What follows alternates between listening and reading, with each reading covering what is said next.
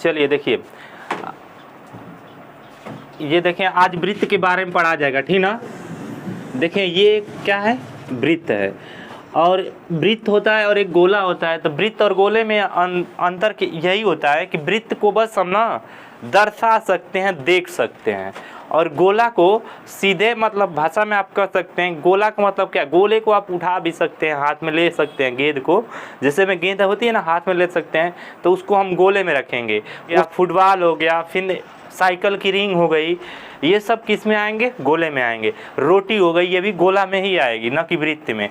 वृत्त में देखें, वृत्त को बस हम सिर्फ देख सकते हैं, दर्शा सकते हैं, कापी पे बना सकते हैं, ठीक ना। इसे हाथ उसमें उठा नहीं सकते, नहीं से उछाल सकते हैं, ठीक। तो देखें वृत्त, अब वृत्त किसे कहते हैं, ठीक ना, वृत्त किसे कहते हैं। देखिए एक मतलब एक बिंदु से निश्चित दूरी की त्रिज्या लेकर और 360 डिग्री पर खींचा गया एक चाप किसको दर्शाता है, वृत्त को दर्शाता है। उसे हम क्या कहते हैं, वृत्त कहते हैं। और देखिए वृत्त में क्या होता है, वृत्त में सबसे पहले जरूरी क्या है, इसका त्रिज्या या व्यास, ठीक ना। तो यहाँ पे क्या क्या जरूरी है वृत्त में, देखें एक तो रहना चाहिए क्या, व्यास, और दूसरा क्या, व्यास रहना चाहिए, जिसको हम कहते हैं 2r, मतलब त्रिज्या का क्या होता है, ये 2 गुना होता है।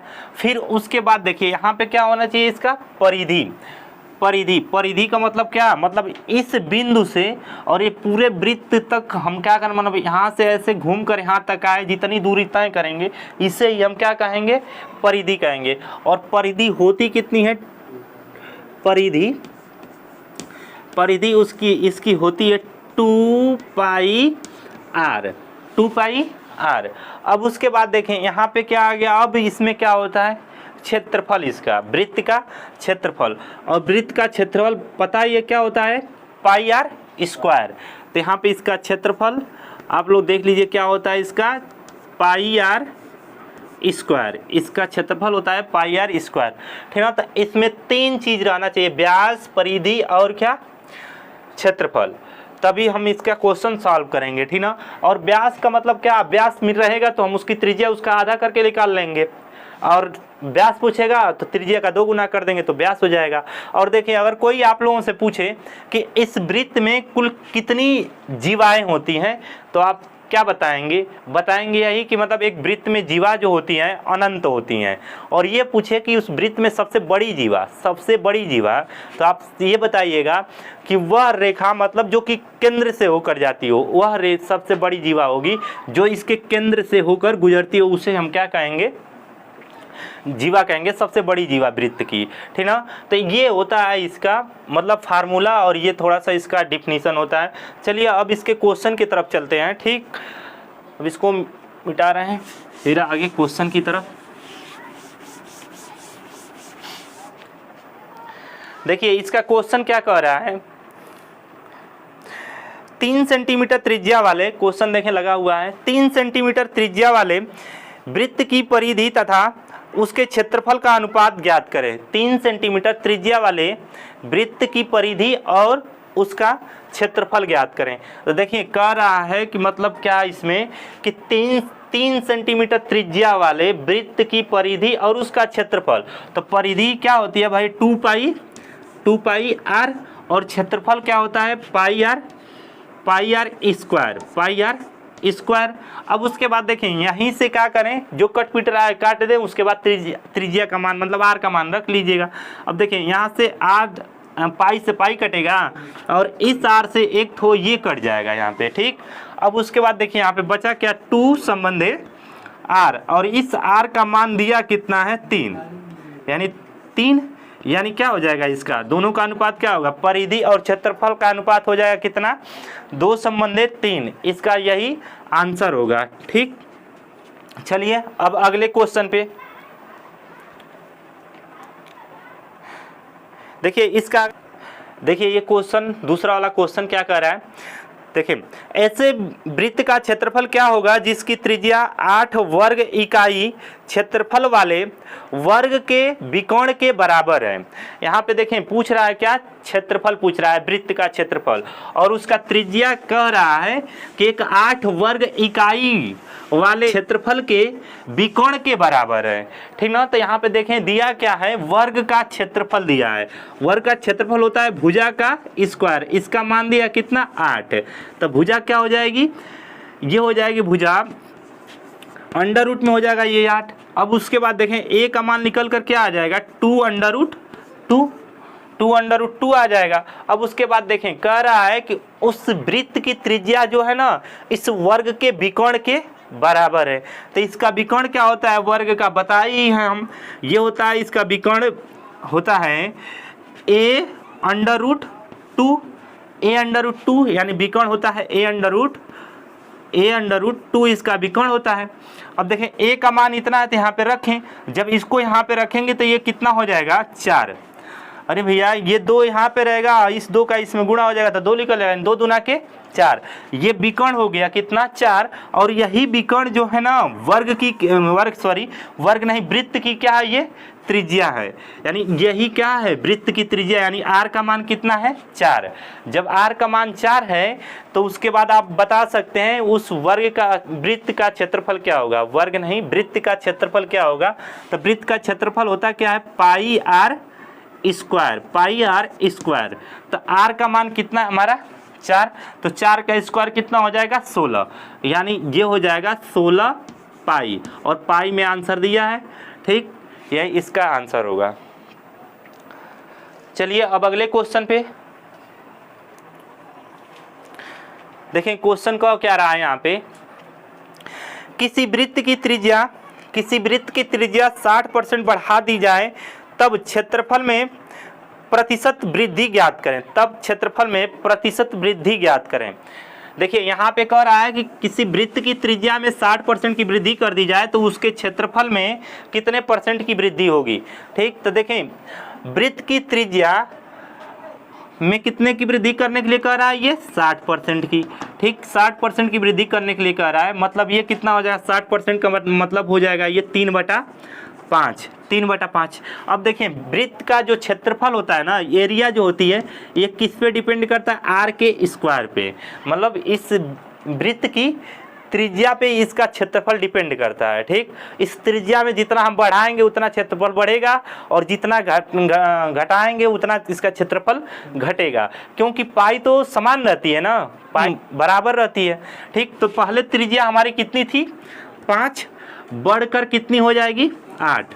अब देखें ये स्क्वायर है ना, तो ये भी 2 बार इसका स्क्वायर हो जाएगा, ये भी इसका स्क्वायर हो जाएगा, तो ये कितना हो जाएगा 25। पहले 25 थी, अब कितना हो गई 64। ठीक, अब ये 64 हो गई। अब उसके बाद देखें इससे कंपेयर कराने की, ये इससे कितना अधिक हुआ है, तो यहाँ से क्या करेंगे, इसमें से इसको जब घटाएंगे तो आएगा कितना, देखिए 14 में से निकलेगा 5 कितना आ जाएगा 9, और 5 में से ये निकलेगा कितना 2, कितना आ जाएगा 3। ये 39 अधिक है, और ये कितने पे अधिक हुआ है 25 पे, बटा में आ जाएगा कितना 25। अब परसेंटेज निकालने के लिए किससे गुणा कराएंगे 100 से, तो 25 चौक को 100। अब 4 से इसमें गुणा करा दीजिए, 4 से जब गुणा कराएंगे तो 4 9 36 को 6 हासिल 3, और हो जाएगा 4 3 12 और 3 मिलकर कितना हो जाएगा 15। यानी इतना % क्या है, ये अधिक है क्षेत्रफल। ठीक, तो ये क्वेश्चन ऐसे लगाएंगे। आगे चलिए क्वेश्चन देखते हैं।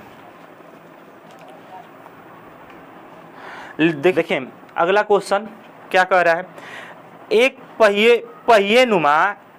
पहिए नुमा खिलौने का व्यास 14 सेंटीमीटर है, 15 चक्रों में उसके द्वारा तय दूरी ज्ञात करें। देखिए एक खिलौना है, उसका व्यास कितना है 14 सेंटीमीटर, उसका व्यास जो है 14 सेंटीमीटर है, और उसे 15 चक्कर क्या करना है, चलाना है, और वही कह रहा है कि 15 चक्कर में कितनी दूरी तय कर लेगा। ठीक ना, तो देखिए एक खिलौना है पहिए नुमा है, उसका व्यास कितना है 14, व्यास जो है 14 है, तो त्रिज्या कितनी हो जाएगी 7, यानी r का मान कितना हो जाएगा 7, उसकी त्रिज्या कितनी होगी 7।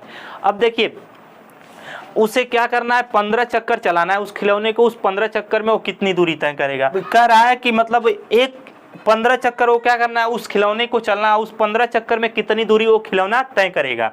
तो देखिए दूरी मतलब कैसे हम निकालेंगे भाई, इसकी परिधि पे, यानी परिधि का मतलब क्या होता है, इसकी परिधि कितनी होती है 2 पाई r, यानी ये परिधि के बराबर एक चक्कर होता है, जितनी मतलब ये परिधि है मतलब क्या है, एक चक्कर है। और इसे कुल कितना चक्कर चलाना है, 15 चक्कर। तो इसमें किससे गुणा करा देंगे हम, 15 से। अब उसका देखिए r का मान दिया है और पाई का मान पुट करने पे 22 बटा क्या हो जाएगा 7, गुणे r का मान कितना है 7, और उसके बाद इस 15 चक्कर है तो 15 से गुणा करा देंगे। अब देखिए इस 7 से ये 7 कट जाएगा। अब उसके बाद देखें इसका इसमें गुणा करा दें, कितना हो जाएगा 44 गुणे 15, तो 15 चौको 60 हासिल 6, 15 चौको 60। अब ये कितना आ जाएगा 66 सेंटीमीटर क्या हो जाएगा, इसकी दूरी हो जाएगा। वो क्या करेगा, खिलौना दूरी तय करेगा 15 चक्कर में, यही इसका आंसर है। ठीक, चलिए, एक वृत्ताकार पार्क की त्रिज्या 7 मीटर है तथा एक 7 मीटर चौड़ा पार्क के चारों तरफ से रास्ता बनाया जाता है, तो रास्ते का क्षेत्रफल। देखिए यहाँ पे कह रहा है कि एक वृत्ताकार पार्क है, उस पार्क की त्रिज्या 7 मीटर है और उस पार्क के चारों तरफ से एक वृत्ताकार मतलब रास्ता बनाया जाता है, उसके चारों तरफ से। ठीक, उसके चारों तरफ से क्या बनाया जा रहा है, रास्ता बनाया जा रहा है। जैसे में देखें ये एक वृत्त है, मतलब वृत्ताकार पार्क है, इसकी त्रिज्या कितनी है 7, और इसके बाहर से 7 मीटर चौड़ा रास्ता बनाया जाता है चारों तरफ से, और इसकी चौड़ाई भी दे दिया कितनी 7। ठीक, तो अब देखें अब इसे क्या कर सकते हैं भाई, इसकी भी त्रिज्या मान लीजिए कितना हो जाएगी, अब माना क्या दिखाई ही दे रहा है, कितनी हो जाएगी 14, 7 ही है मिलकर टोटल कितना हो जाएगी त्रिज्या इसकी 14, और छोटे वाले की त्रिज्या कितनी है 7।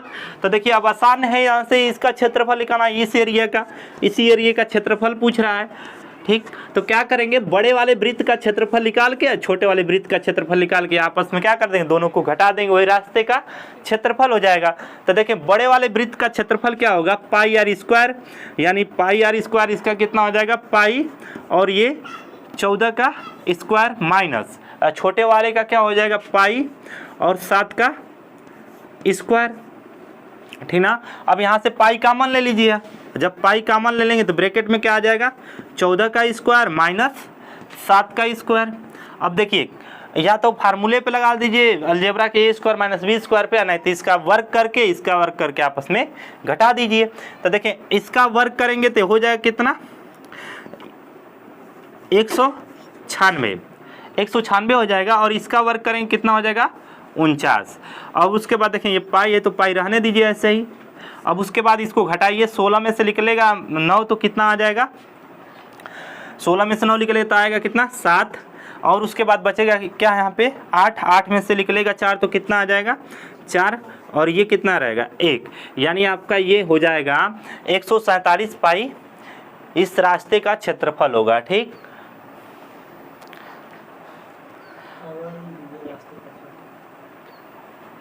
चलिए अगला क्वेश्चन देखिए, यहाँ पे क्या कह रहा है, किसी 176 मीटर परिधि वाले वृत्ताकार पार्क के चारों ओर 7 मीटर चौड़ा रास्ता बनाया जाता है, तो रास्ते का क्षेत्रफल बताइए, रास्ते का क्षेत्रफल बताइए। ठीक, देखिए 176 मीटर परिधि वाले वृत्ताकार पार्क के चारों तरफ 7 मीटर चौड़ा रास्ता बनाया जाता है, ये क्वेश्चन कह रहा है आपका। देखें इसको कैसे बनाते हैं, ये देखें ये क्या है वृत्ताकार पार्क है जिसकी परिधि दिया है कितना 176, यानी 2 पाई का मान यहाँ पे पुट कर लीजिए, कितना हो जाएगा 22/7 गुणे ये कितना r बराबर इतना। अब उसके बाद काटा पीटी मचा लीजिए, यहाँ पे देखिए काटेंगे 11 से तो 11 दूना के 22, 11 कम 11, 11 छक्का 66। अब देखिए 2 दूना के 4, 4 चौक को 16, 7 चौक 28, r का मान कितना हो गया 28, यानी इसकी त्रिज्या कितनी है, इस वृत्त की त्रिज्या कितनी है 28 है। अब इसके चारों तरफ 7 मीटर चौड़ा रास्ता बनाया गया है, 7 मीटर चौड़ा रास्ता बनाया गया है। अब उस रास्ते का क्षेत्रफल पूछ रहा है, उस रास्ते का क्षेत्रफल पूछ रहा है। तो देखें ये भी तो एक वृत्त ही बन रहा है, ये वृत्त बनना है, तो बड़े वाले वृत्त का क्षेत्रफल निकालना हो तो क्या करेंगे भैया, इसकी त्रिज्या हमें पता चल गई कितनी हो गई, ये 28 है, ये 7 है, जोड़ देंगे कितना हो जाएगा 35। तो देखें यहाँ से निकाल लीजिएगा बड़े वाले वृत्त का पहले क्षेत्रफल, उसके बाद छोटे वाले वृत्त का क्षेत्रफल। तो यहाँ से क्या हो जाएगा, पाई कॉमन रहेगा दोनों में ही, बड़े वाले वृत्त का क्षेत्रफल निकालना है तो पाई कितना, पाई आर का मान कितना हो जाएगा 35, यानी 35 का स्क्वायर माइनस, और उसके बाद ये छोटे वाले का कितना है 28, 28 का स्क्वायर। अब उसके बाद देखें, अब यहाँ पे इसका वर्क करना थोड़ा सा बड़ा लग रहा है, तो एक बार इनको जोड़ लीजिए और एक बार इनको घटा दीजिए। तो देखिए पाई और इनको जब हम जोड़ेंगे तो कितना हो जाएगा, 8 5 13 को 3 होगा, और उसके बाद देखें ये कितना हो जाएगा हमारा 5 और 1 6, 63 हो गया गुणे। अब इसके बाद इसमें से घटा दें कितना आ जाएगा 7, और पाई का मान यहाँ पे पुट कर दीजिए 22/7 गुणे 22/7। अब इस 7 से 7 क्या हो जाएगा, कट जाएगा। अब इसके बाद देखें 63 गुणे 22, यानी 63 गुणे 22, यहाँ पे जगह नहीं है ऊपर लिख दे रहा हूँ, 63 गुणे 22 ये रास्ते का क्षेत्रफल होगा। अब देखिए इसका गुणा करा लीजिए 22 का, और नहीं तो देखें एक तरीका और इसको कैसे गुणा कराएंगे, 63 गुणे 2 गुणे 11, ठीक, क्योंकि थोड़ा गुणा कराना मतलब आसान हो जाएगा। 63 गुना के 126, और 126 में 11 से गुणा करा दीजिए, 126 में 11 से क्या करा दीजिएगा, गुणा करा दीजिएगा। तो 126 गुणे 11, अब 11 का गुणा करें, 11 6 का 66 हासिल 6, 11 दुना के 22 है, 11 दुना के 22 और 6 कितना हो जाएगा 28, फिर हासिल कितना होगा 2, 11 कम 11, 11 और 2 कितना हो जाएगा 13। इतना इसका ये वर्ग मीटर इसका आंसर आएगा, ठीक ना। और यही आंसर है रास्ते का क्षेत्रफल। दिखाई दे रहा होगा, थोड़ा सा मीठा नहीं है पहले का ही। चलिए बाकी चर्चा कल होगी।